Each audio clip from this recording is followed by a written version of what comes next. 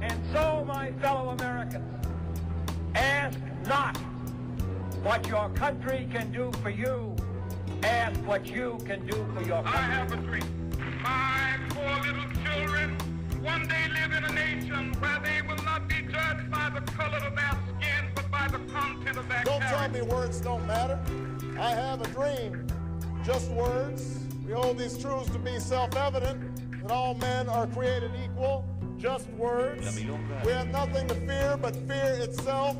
Just words. Just speeches. Everything Don't tell me words would be don't made matter. whole, the rough places would be made plain, and the crooked places would be made straight, and the glory of the Lord shall be revealed, and all sight shall see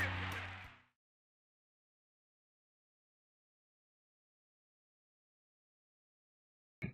Okay, today I'm here to warn you all about a great threat to our way of life. Cats. This year, cats are campaigning to replace dogs as man's best friend. We cannot allow this. I'm here to remind you of their evil ways, the horrible atrocities they've committed in the past that they want you to forget. And this cannot pass. Behold the face of evil. The glowing eyes that normally they don't show, always scheming. The fangs and horrible growling. Does this look like the picture of a friend? No. You can see the maliciousness of what they're planning to do to us.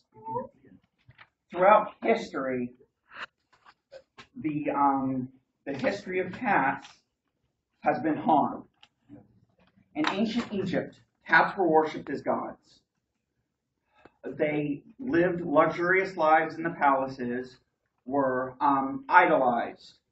Yet, the Egyptians owned plenty of slaves, thousands upon thousands of which died in forced labor constructing projects like the pyramids. Can we trust a being that lives in luxury and sends us to die? I think not. Onward to Europe in the 1300s. The Black Plague descended upon Europe, destroying a large portion of the population. Knowingly at the time,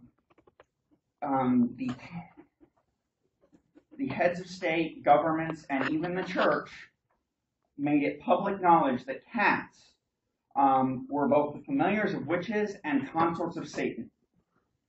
In order to stop Satan's work, cats were killed so they would no longer spread the plague. Now, some pro-cat experts claim that, in fact, the rats were more to blame than the cats, and by killing cats, they actually increased the spread of the plague. To this, I say, every day, hundreds of lab rats are dying from our experimentations. Haven't they suffered enough? Do we really need to place this blame on them as well?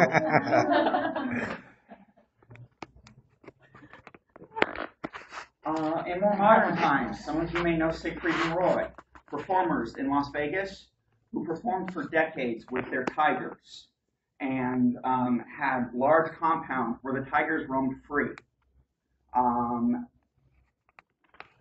However, on October 3rd in 2003, Roy was attacked on stage by one of his tigers.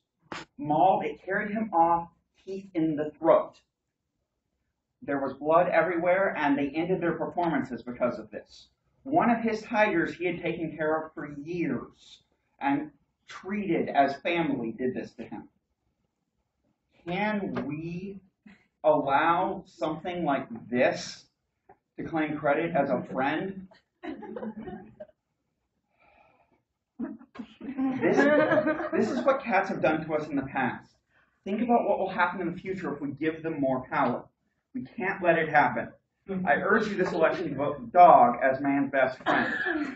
If reelected, dogs promise to continue to play fetch, bury bones, and help meddling kids solve crimes.